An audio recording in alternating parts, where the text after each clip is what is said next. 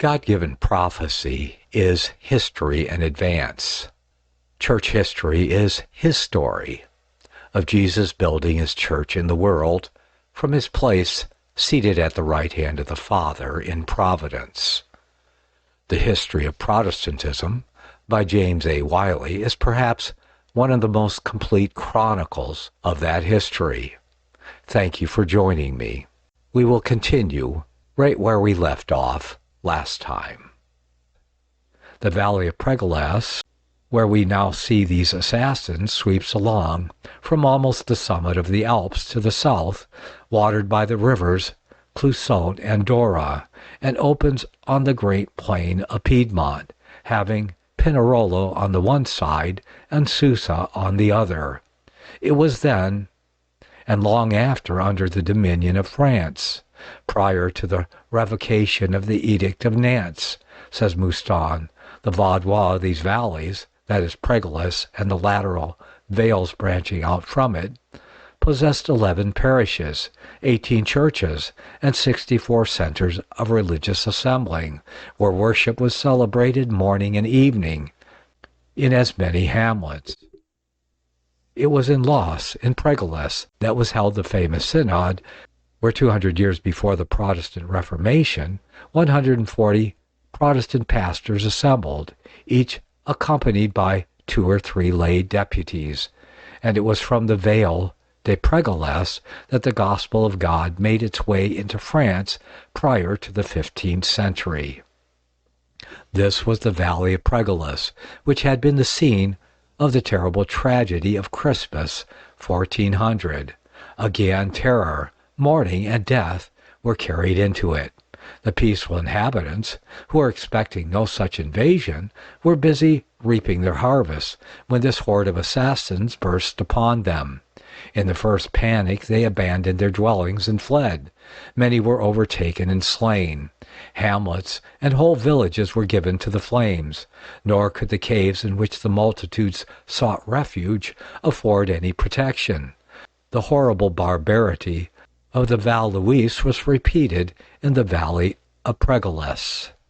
Combustible materials were piled up, and fires kindled at the mouths of these hiding places, and when extinguished, all was silent within. Folded together in one motionless heap lay mother and babe, patriarch and stripling, while the fatal smoke, which had cast them into that deep sleep, was eddying along the roof, and slowly making its exit into the clear sunlit summer sky. But the course of this destruction was stayed. After the first surprise, the inhabitants took heart, and turning upon their murderers, drove them from their valley, exacting a heavy penalty in the pursuit for the ravages they had committed in it. Now we turn to the Piedmont portion of this army. It was led by the papal legate, Cataneo, in person. It was destined to operate against those valleys in Piedmont which were the most ancient seat of these religionists, and were deemed the stronghold of the Vaudois heresy. Cataneo repaired to Pinerolo, which adjoins the frontier of the doomed territory. Thence he dispatched a band of preaching monks to convert the men of the valleys. These missionaries returned without having, so far as appears, made a single convert. The legate now put his soldiers in motion, traversing the glorious plain, the Clusone gleaming out through rich cornfields and vineyards on their left, and the mighty rampart of the hills, with their chestnut forests, their pastures and snows rising grandly on their right. And turning round the soldier of the copse-clad Bracciarazio, this army, with another army of pillagers and cutthroats in its rear, advanced up the long avenue that leads to the La Tour, the capital of the valleys, and sat down before it. They had come against a simple, unarmed people, who knew how to tend their vines and lead their herds to pasture, but were ignorant of the art of war. It seemed as if the last hour of the Waldensian race had struck. Seeing this mighty host before their valleys, the Waldenses sent 2 of their patriarchs to request an interview with Cataneo, and turn, if possible, his heart to peace. John Campo and John Desidero were dispatched on this embassy.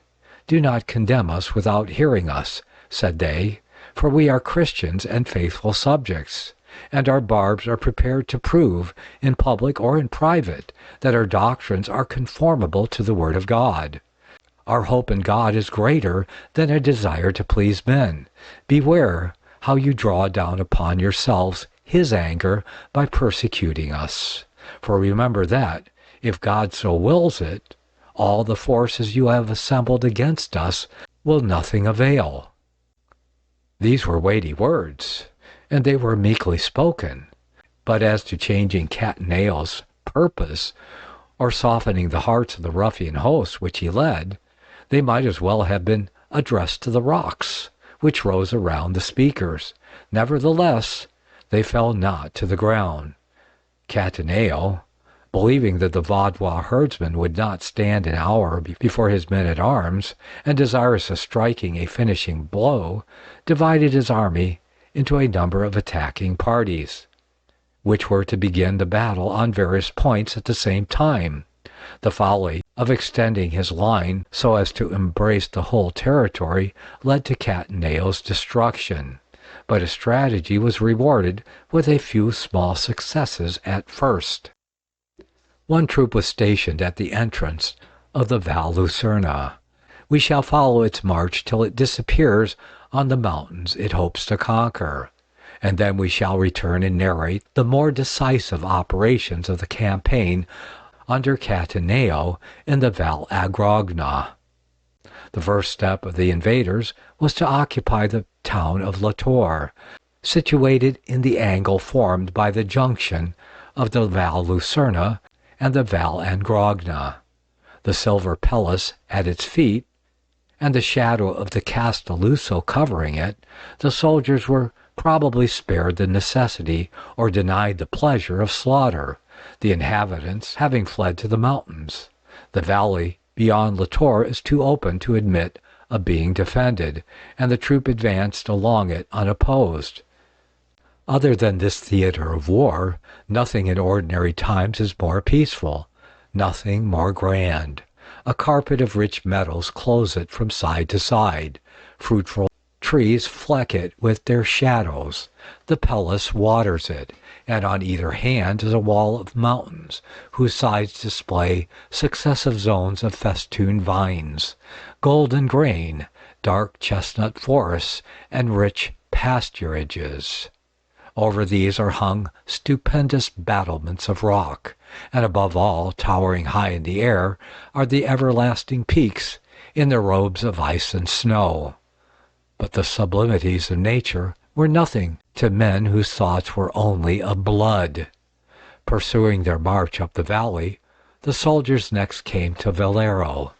It is situated about midway between the entrance and head of Lucerna, on a ledge of turf in the sides of the great mountains, raised some 200 feet above the Pellis, which flows past at about a quarter-mile's distance. The troop had little difficulty in taking possession.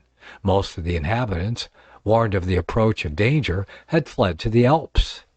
What Cataneo's troop inflicted on those who had been unable to make their escape, no history records. The half of Lucerna, with the towns of La Tour and Valaro and their hamlets, was in the occupation of Cataneo's soldiers. Their march so far had been a victorious one, though certainly not a glorious one, such victories as they had gained being only over unarmed peasants and bedridden women. Resuming their march, the troop came next to Bobbio. The name of Bobbio is not unknown in classic story. It nestles at the base of gigantic cliffs, where the lofty summit of the Cal La Croix points the way to France, and overhangs a path which apostolic feet may have trodden. The Pellis is seen forcing its way through the dark gorges of the mountains in a thundering torrent, and meandering in a flood of silver along the valley. At this point, the grandeur of the Val Lucerna attains its height. Let us pause to survey the scene that must have here met the eyes of Cataneo's soldiers, and which, one would suppose, would have turned them from their cruel purpose. Immediately behind Bobbio shoots up the massive Berrien, symmetrical as Egyptian obelisk, but far taller. Its summit rises 3,000 feet above the little town. Compared with this majestic monolith, the proudest monument of Europe's proudest capital is a mere toy. Yet even the Berrien is but a detail in this assemblage of glories. Rising behind and sweeping round the extremity of the valley, a glorious amphitheater of crags and precipice enclosed by a background of great mountains, some rounded like domes, others sharp as needles, and rising out of the sea of hills are the grander and loftier forms of the Alpes de Poisses and the Col de Malheur, which guard the gloomy pass that winds its way through splintered rocks and under overhanging sheer drops, till it opens into the valleys of the French Protestants, and lands the traveler on the plains of Dauphine. In this unrivaled amphitheater sits Bobbio, in summer buried in blossom and fruit, and in winter wrapped in the shadows of its great mountains and the mists of their tempests. What a contrast between the still repose and the grand sublimity of nature, and the dreadful errand on which the men now pressing forward to the little town are bent. To them, nature speaks in vain. They are engrossed with but one thought, the capture of Bobbio, an easy task. Put the soldiers in possession of the entire valley of Lucerna. Its inhabitants had been chased to the Alps, or their blood mingled with the waters of their own Pelus. Other and more remote expeditions were now projected. Their plan was to traverse the Col Julien, sweep down on the valley of the Praili, which lies on the north of it, chastise its inhabitants, pass on to the valleys of San Martino and Perosa, and pursuing the circuit of the valleys, and clearing the ground as they went onward of its inveterate heresy, at least of its heretics, join the main body of crusaders who, they expected, would by this time have finished their work in the valley of Angrogna, and unitedly celebrate their victory. They would then be able to say that they had gone the round of the Waldensian territory, and had at last effected the long-meditated work so often attempted, but hitherto in vain, of the utter extirpation of its heresy. But the war was destined to have a very different termination. The expedition across the Col Julien was immediately commenced. A corps of 700 men was detached from the army in Lucerna for this service. The ascent of the mountain opens immediately on the north side of Bobbio. We see the soldiers toiling up on the track, which is a mere footpath formed by the herdsmen. At very short distance they pass the thick-planted chalets and hamlets sweetly embowered amid the mantling vines, or the branches of the apple and cherry tree, or the goodlier chestnut. But the inhabitants have fled. They have now reached a great height on the mountain side. Beneath is Bobbio, a speck of brown.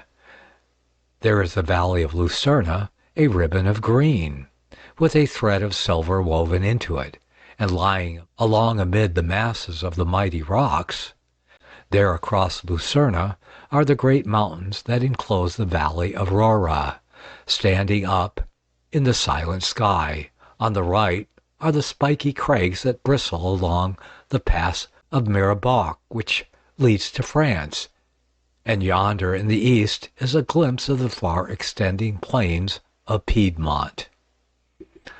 But the summit is yet a long way off, and the soldiers of the papal legate, bearing their weapons to be employed, not in venturesome battle, but in cowardly massacre, toil up the ascent. As they gain on the mountain, they look down on pinnacles which half an hour before had looked down on them. Other heights, tall as the former, still rise above them. They climb to these airy spires, which in turn sink beneath their feet. This process they repeat again and again, and at last they come out upon the downs that clothe the shoulders of the mountain. Now it is that the scene around them becomes one of stupendous and inexpressible grandeur. Away to the east, now fully under the eye, is the plain of Piedmont, green as a garden and level as the ocean. At their feet yawns gorges and abysses, while spiky pinnacles peer up from below as if to buttress the mountain. The horizon is filled with the Alps, conspicuous among which, on the east, is the Col of Acerra, whose snow-clad summit draws the eye to the more than classic valley over which it towers, where the barbs in ancient days were wont to assemble in Synod, and whence their missionaries went forth at the peril of life to distribute the Scriptures and sow the seed of the kingdom.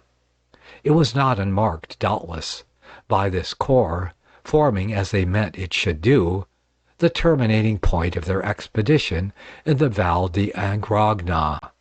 On the west, the crowning glory of the scene was Monte Viso, standing up in bold relief in the ebon vault, in a robe of silver. But in vain had nature spread out her magnificence before the men who had neither eyes to see nor hearts to feel her glory.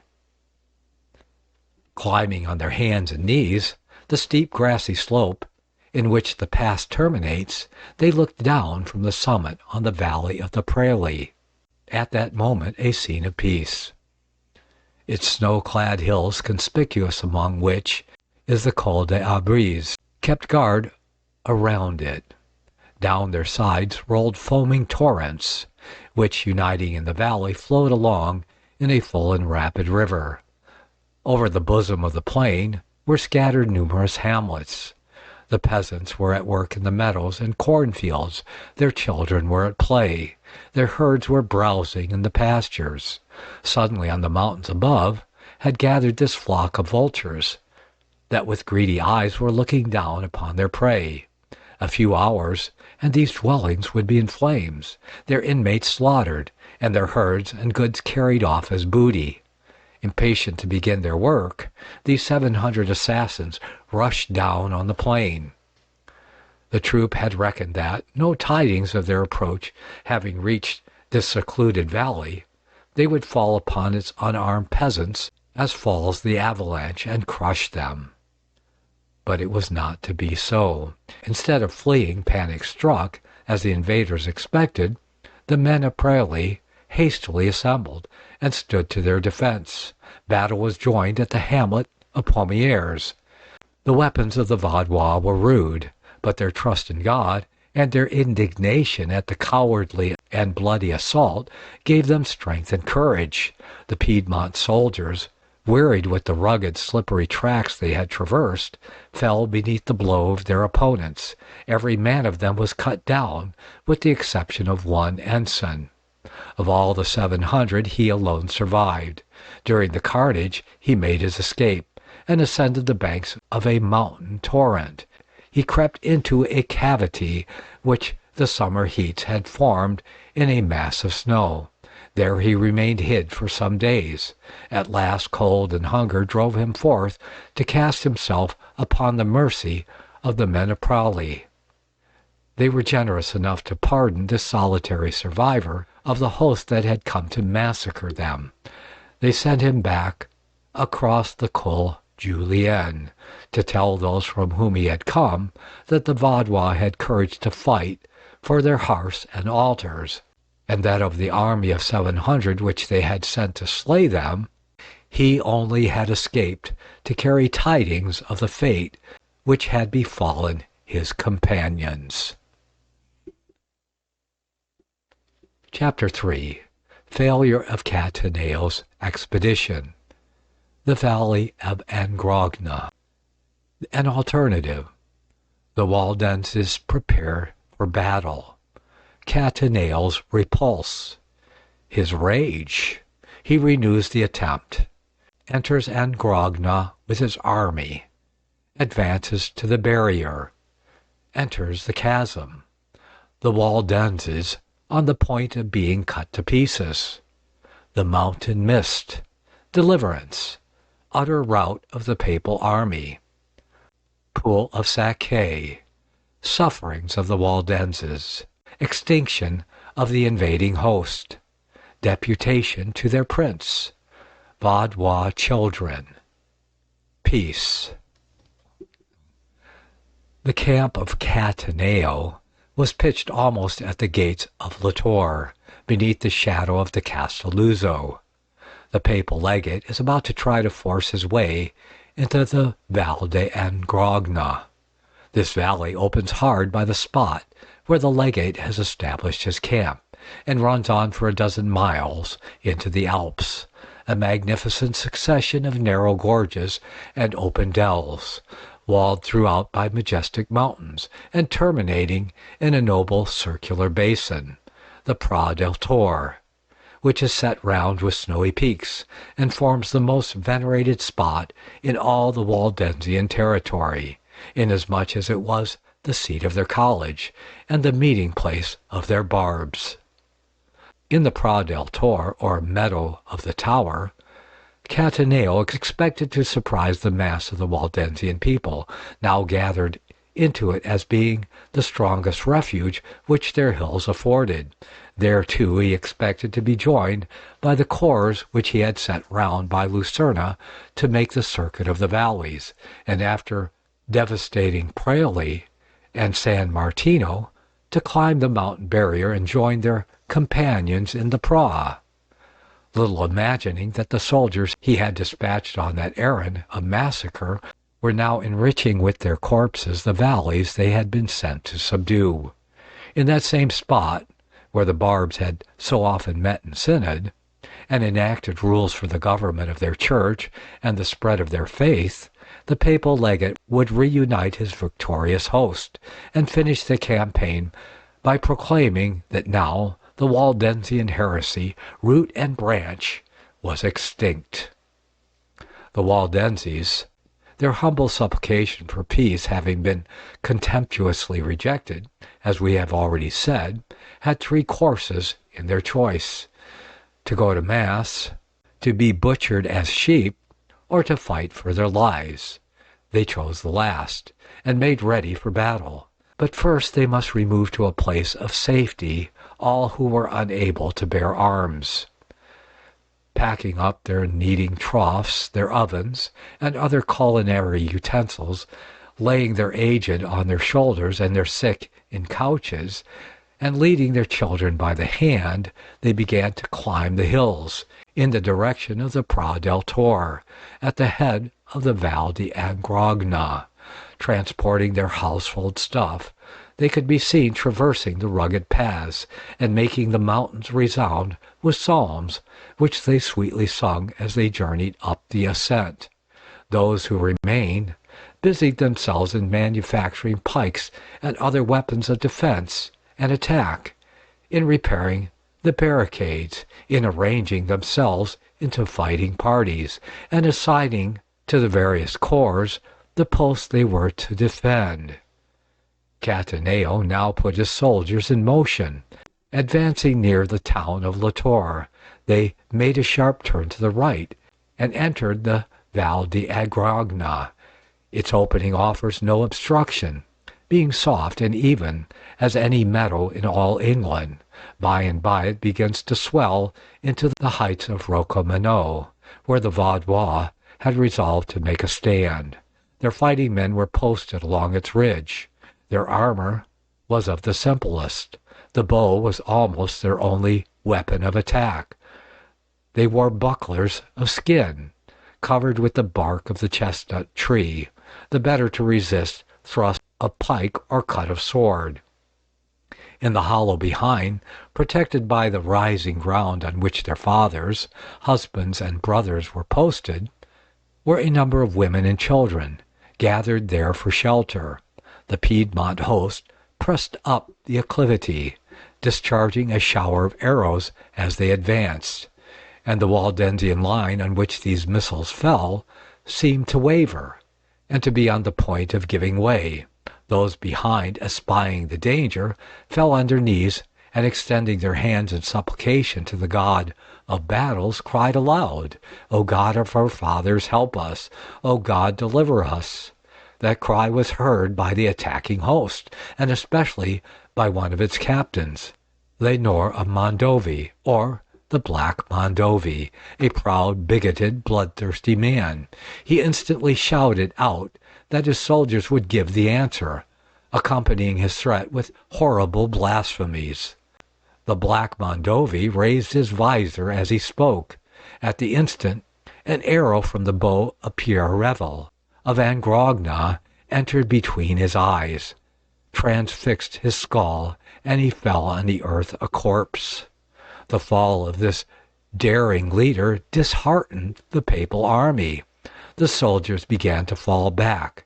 They were chased down the slopes by the Vaudois, who now descended upon them like one of their own mountain torrents, having driven their invaders to the plain, cutting off not a few in their flight. They returned, as the evening began to fall, to celebrate with songs on the heights where they had won it, the victory with which it had pleased the God of their fathers to crown their arms. Cataneo burned with rage and shame at being defeated by these herdsmen. In a few days, reassembling his host, he made a second attempt to enter the Angrogna. This promised to be successful. He passed the height of the Rocomano, where he had encountered his first defeat, without meeting any resistance. He led his soldiers into the narrow defiles beyond. Here great rocks overhang the path. Mighty chestnut trees fling their branches across the way, veiling it in gloom, and far down thunders the torrent that waters the valley. Still advancing, he found himself, without fighting, in possession of the ample and fruitful expanse into which these defiles passed. The valley opens. He was now master so far of the Val d'Angrogna, comprehending the numerous hamlets with their finely cultivated fields and vineyards on the left of the torrent. But he had seen none of the inhabitants. These, he knew, were with the men of Lucerna in the Pra del Tor. Between him and his prey rose the barricade, a steep, unscalable mountain, which runs like a wall across the valley and forms a rampart to the famous meadow, which combines the solemnity and sanctity with the strength of a citadel. Must the advance of the papal legate and his army here end? It seemed as if it must. Cataneo was in the vast Cil de Sac. He could see the white peaks round the Pra, but between him and the Pra itself rose, in cyclopean strength and height, the barricade. He searched, and unhappily for himself, found an entrance. Some convulsion of nature has here rent the mountains, and through the long, narrow, and thick chasm thus formed lies the only one path that leads to the head of the Angrogna. The leader of the papal host boldly ordered his men to enter and traverse this frightful gorge, not knowing how few of them he should ever lead back. The only pathway through this chasm is a rocky ledge on the side of the mountain, so narrow that not more than two abreast can advance along it. If assailed, either in front or in rear, or from above, there is absolutely no retreat, nor is there room for the party attacked to fight. The pathway is hung midway between the bottoms of the gorge, along which rolls the stream, and the summit of the mountain. Here the naked cliff runs sheer up for at least 1,000 feet. There it leans over the path in stupendous masses, which looks as if about to fall. Here lateral fissures admit the golden beams of the sun, which relieve the darkness of the pass and make it visible. There, a half-acre or so of level space gives standing room on the mountain side to a clump of birches, with their tall silvery trunks, or a chalet with its bit of bright close-shaven meadow. But these only partially relieve the terrors of the chasm, which runs on from 1 to 2 miles, when, with a burst of light and a sudden flashing of white peaks on the eye, it opens into an amphitheater of meadow of dimensions so goodly that an entire nation might find room to encamp in it. It was into this terrible defile that the soldiers of the papal legate now marched. They kept advancing, as best they could, along the narrow ledge. They were now nearing the Pra. It seemed impossible for their prey to escape them. Assembled on this spot, the Waldensian people had but one neck, and the papal soldiers, so Cataneo believed, were to sever that neck at a blow. But God was watching over the Vaudois. He had said of the papal legate and his army, as of another tyrant of former days, I will put my hook in thy nose and my bridle upon thy lips, and I will cause thee to return by the way which thou earnest. But by what agency was the advance of that host to be stayed? Will some mighty angel smite Cataneo's army, as he did Sennacherib's? No angel blockaded the pass. Will thunderbolts and hailstones be rained upon Cataneo's soldiers, as of old on Sisera's? The thunder slept, the hail fell not. Will earthquake and whirlwind discomfit them?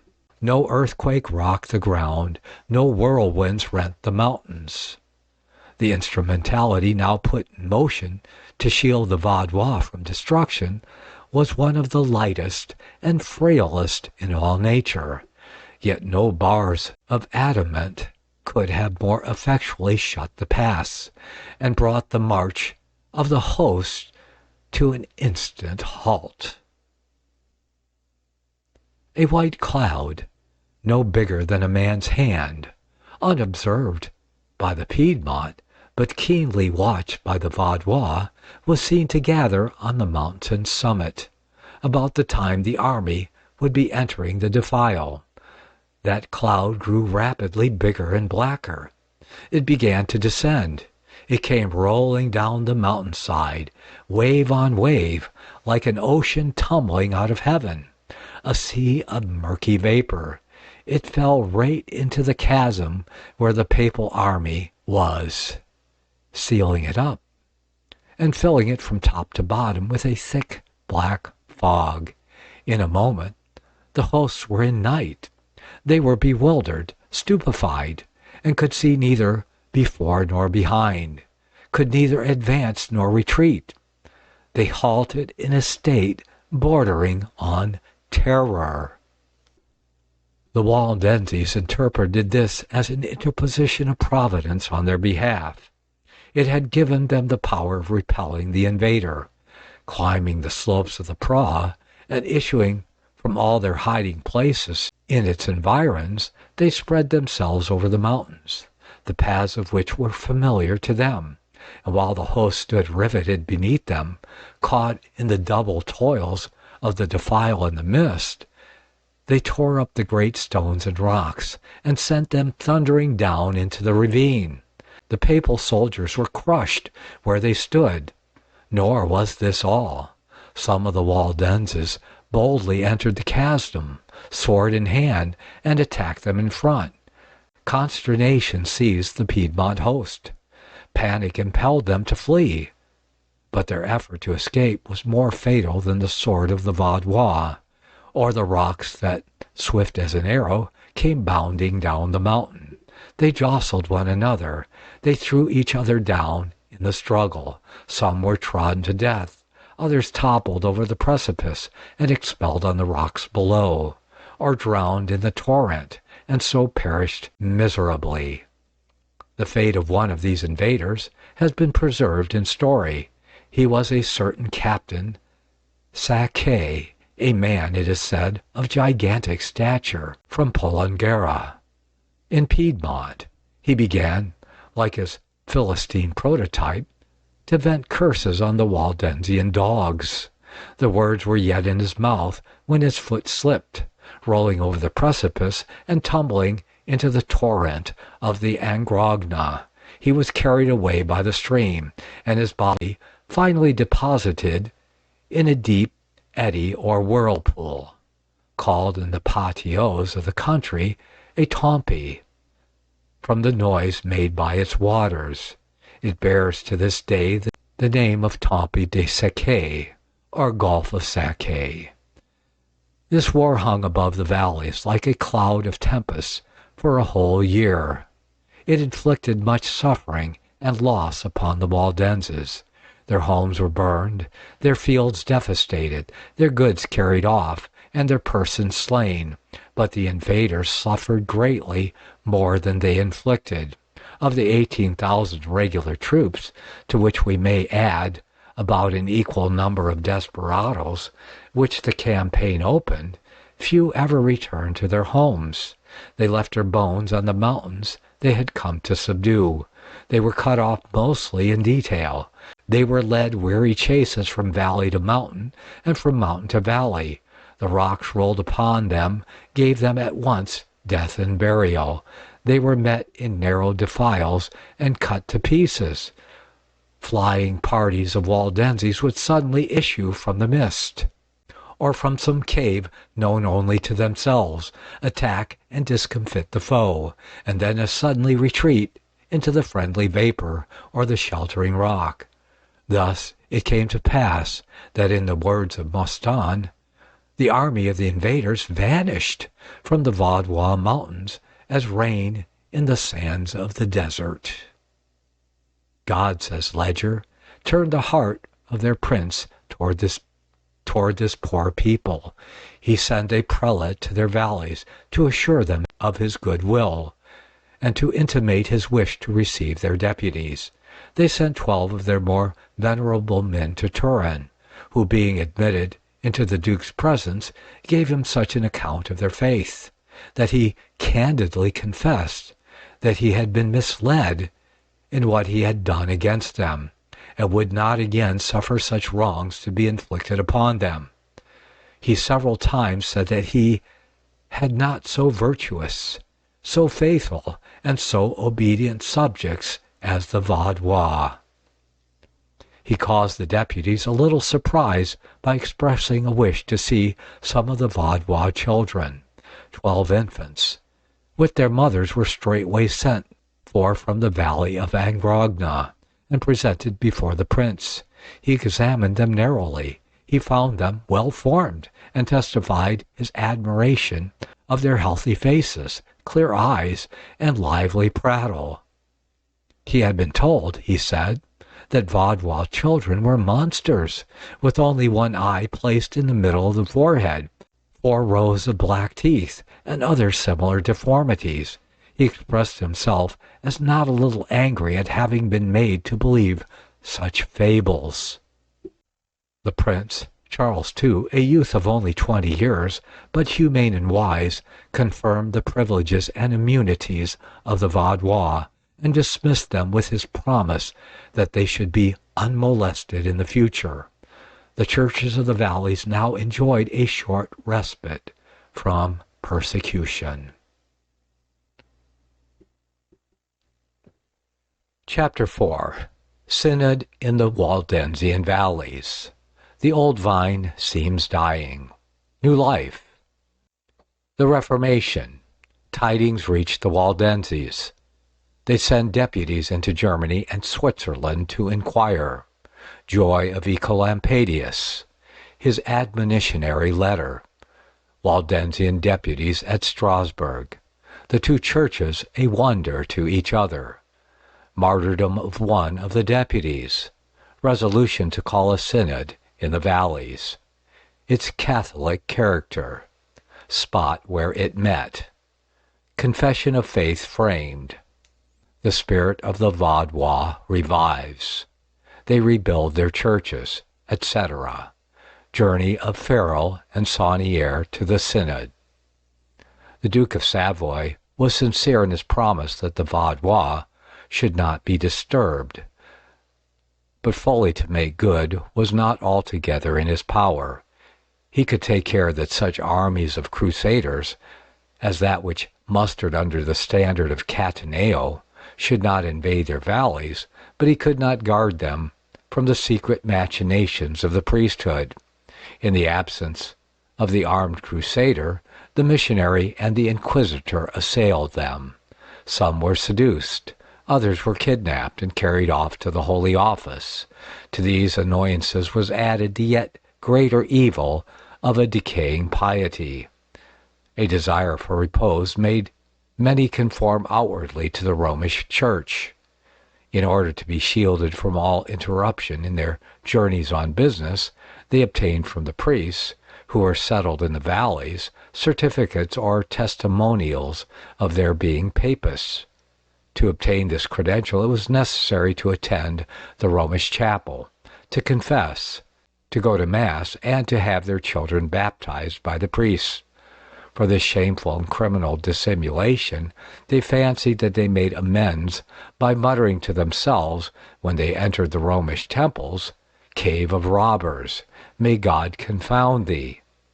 At the same time, they continued to attend the preaching of the Vaudois pastors, and to submit themselves to their censures. But beyond all question, the men who practiced these deceits, and the church that tolerated them, had greatly declined.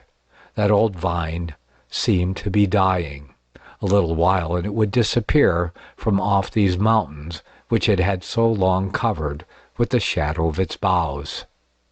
But he who had planted it looked down from heaven and visited it. It was now that the Reformation broke out. The river of the water of life was opened a second time and began to flow through Christendom. The old and dying stock in the Alps, drinking of the celestial stream, lived anew. Its boughs began to be covered with blossoms and fruit as of old. The Reformation had begun its career, and had already stirred most of the countries of Europe to their depths before tidings of the mighty change reached these secluded mountains. When at last the news was announced, the Vaudois were as men who dreamed, eager to have them confirmed, and to what extent the yoke of Rome had been cast off by the nations of Europe, they sent forth Pastor Martin of the valley of Lucerna on a mission of inquiry. In 1526 he returned with the amazing intelligence that the light of the old Evangel had broken on Germany, on Switzerland, on France, and that every day was adding to the number of those who openly professed the same doctrines, to which the Vaudois had borne witness from ancient times. To attest what he said, he produced the books he had received in Germany containing the views of the Reformers. The remnant of these Vaudois on the north of the Alps also sent men out to collect information respecting that great spiritual revolution which had so surprised and gladdened them.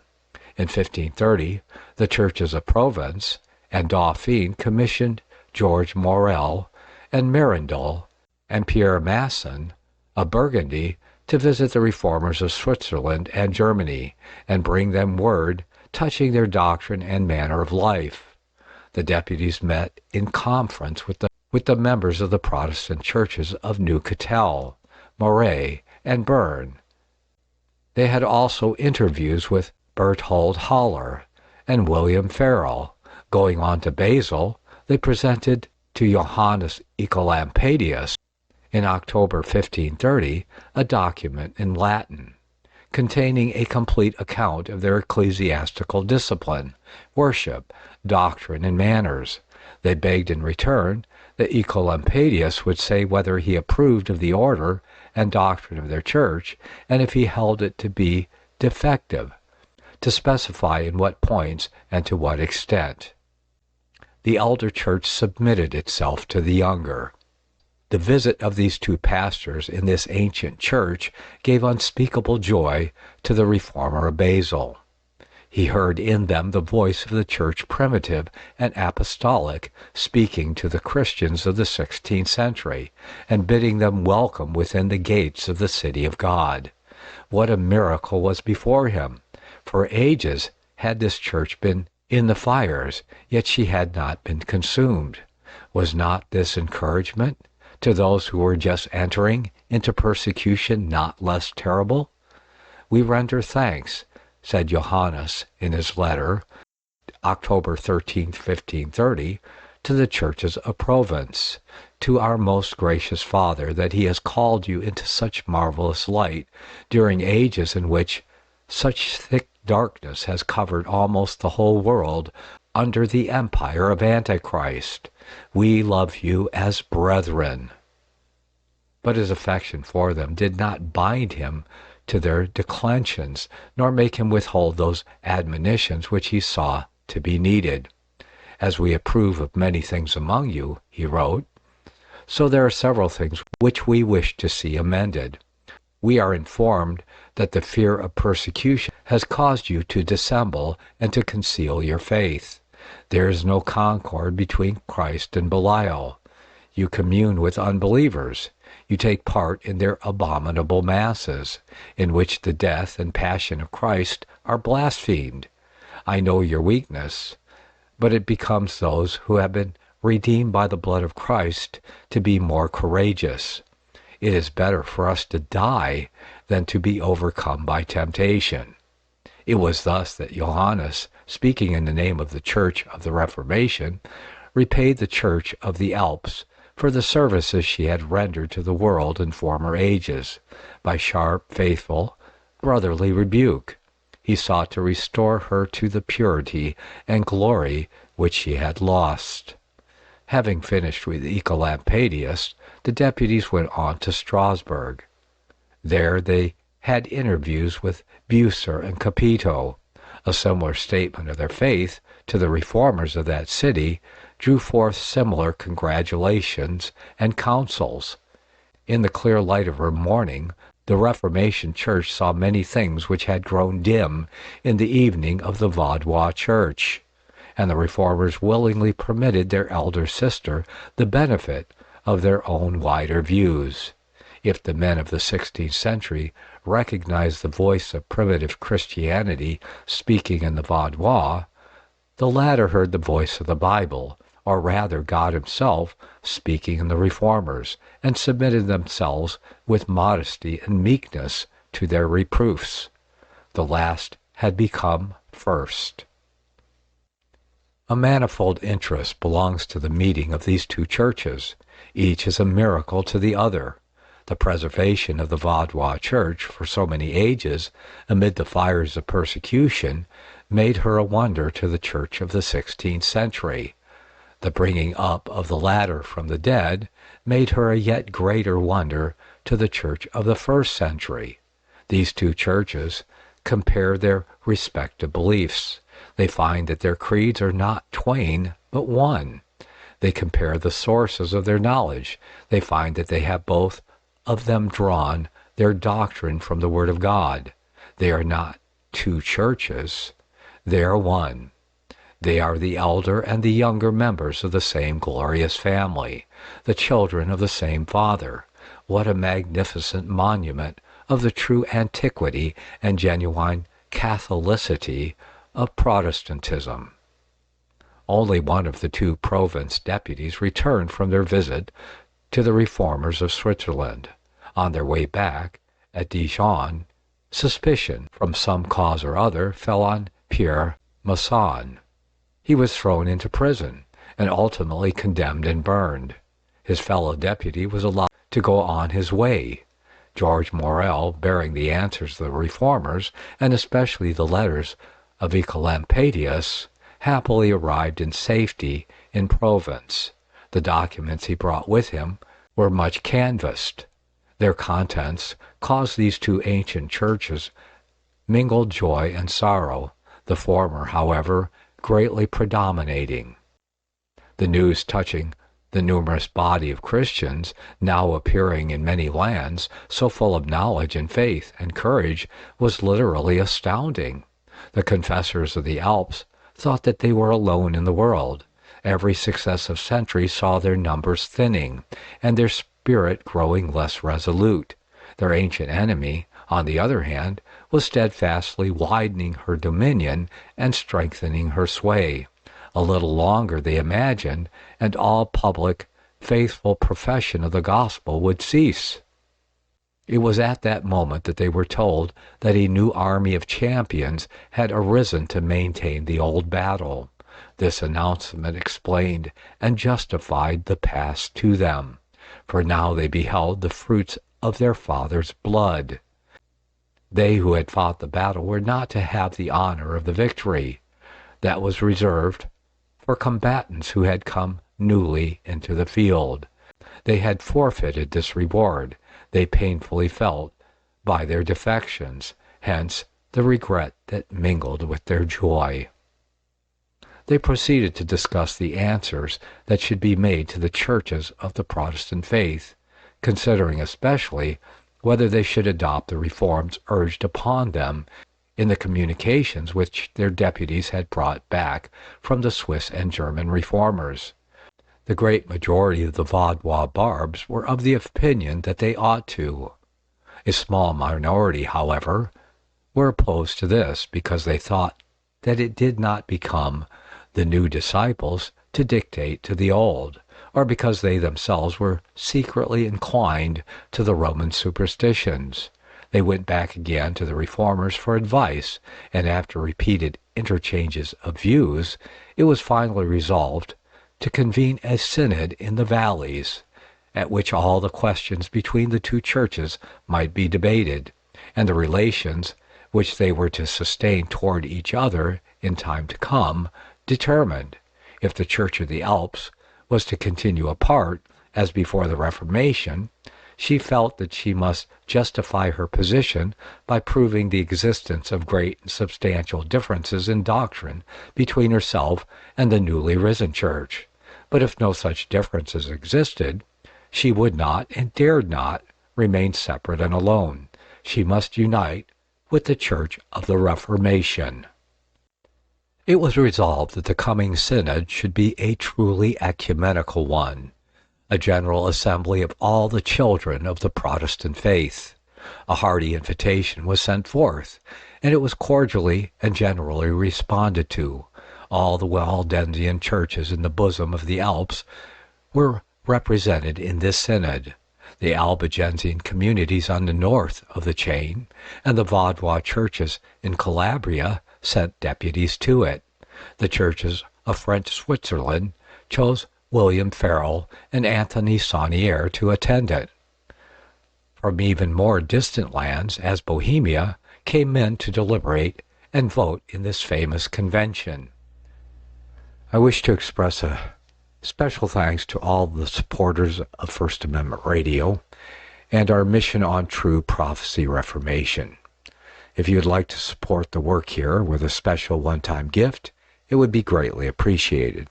We, however, always prefer an ongoing, faithful gift of support for the labor that continues here always. So please consider carefully how much you are able to continue without undue hardship to your own household. In the least, please like and share and subscribe wherever you are receiving this work. Thank you.